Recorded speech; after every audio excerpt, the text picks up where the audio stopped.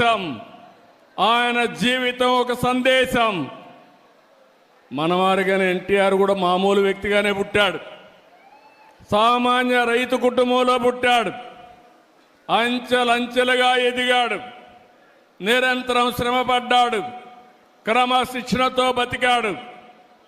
ఈరోజు మీరు చూస్తే మనం మాట్లాడుకుంటుంటే ఒక రైతు కుటుంబంలో పుట్టిన బిడ్డ సినిమా జీవితంలో ఈరోజు ఎన్టీఆర్ను ఒక్కసారి గుర్తు చేసుకుంటే రాముడు ఎట్టుంటాడో తెలియదు, కానీ రాముడి రూపాన్ని ఎన్టీఆర్లో చూసుకున్నాం.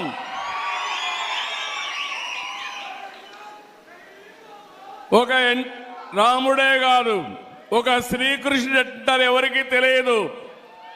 ఇప్పటికి కూడా శ్రీకృష్ణుడు అంటే ఎన్టీఆర్ రూపంలో చూస్తున్నాం. ఇది ఒకటే కాదు, ఆయన జీవితంలో మనం చూస్తే ఇప్పుడే కాదు ఇంకా మళ్ళా పుట్టరు.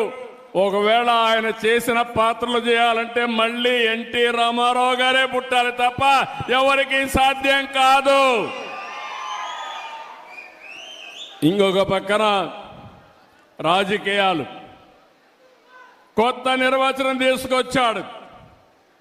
అంతవరకు చూస్తే రాజకీయాలంతా కూడా దోపిడీకి మారుపేరుగా ఉండే రాజకీయాల్ని ప్రజాహితం కోసం, ప్రజాసేవ కోసం రాజకీయాలను చేసిన నాయకుడు ఎన్టీ రామారావు గారు. మీరు ఒకసారి చూస్తే రాజకీయం అంటే పెత్తందారి విధానం కాదు, పేదల జీవితాలు మార్చేది రాజకీయం అని చెప్పి చేసి చూపించిన నాయకుడు ఎన్టీ రామారావు గారు. మీరు ఒకసారి చూసినప్పుడు బీసీలకు మొట్టమొదటిసారిగా స్థానిక సంస్థల్లో రిజర్వేషన్లు పెట్టిన వ్యక్తి ఎన్టీఆర్ అని చెప్పి నేను మీకు తెలియజేస్తున్నా.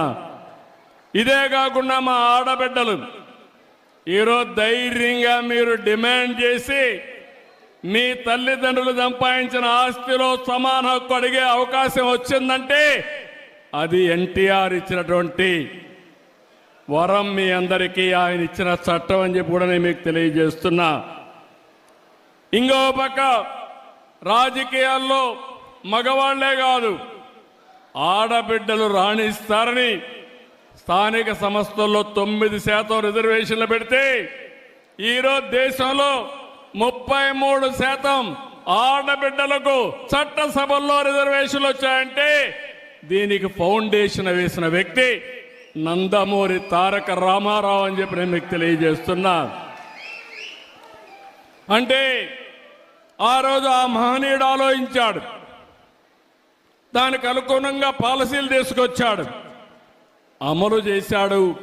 అది దేశానికే ఆదర్శంగా తయారయ్యే పరిస్థితి వచ్చింది. ఆడబిడ్డలు చదువుకోవాలని మహిళా విశ్వవిద్యాలయం పెట్టాడు.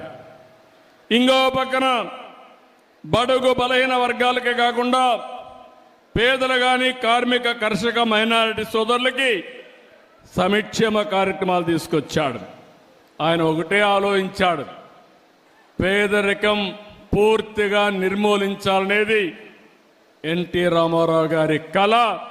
నేను ఒకటే చెప్తున్నా, భవిష్యత్తులో జీరో పావర్టీ, పేదరికం లేని సమాజం ఒక్క తెలుగుదేశం పార్టీతోనే సాధ్యం. అది చేసి నిరూపిస్తాం. ఇంకో పక్కన కరువు సీమ, రాయలసీమ, ఒకప్పుడు రాయలేలిన సీమ, రతనాల సీమ, తర్వాత కరువు వచ్చి ఈ ప్రాంతంలో మనం చూస్తే నేను కూడా ముఖ్యమంత్రి అయినప్పుడు కరువు వస్తే నీళ్లు కూడా లేవు. అనంతపూర్ లాంటి జిల్లా ఎడారిగా మారిపోతుందని శాస్త్రజ్ఞులు చెప్పడమే కాకుండా రాయదుర్గ ప్రాంతం అయితే ఎడారిగా మారిపోయే సూచనలు వచ్చాయి. ఎడారిగా మారకుండా నేను కొన్ని వందల కోట్ల రూపాయలు ఖర్చు పెట్టి పనులు చేసే పరిస్థితికి వచ్చాం. కానీ ఎన్టీ రామారావు గారి స్ఫూర్తిని మీరు చూస్తే ఆ రోజు తెలుగు గంగ, హంద్రి నీవ, గాలేరు నగిరి కాలువలు ప్రారంభించి రాయలసీమ రాళ్లసీమ కాదు, రతనాల సీమ కావాలని ఫౌండేషన్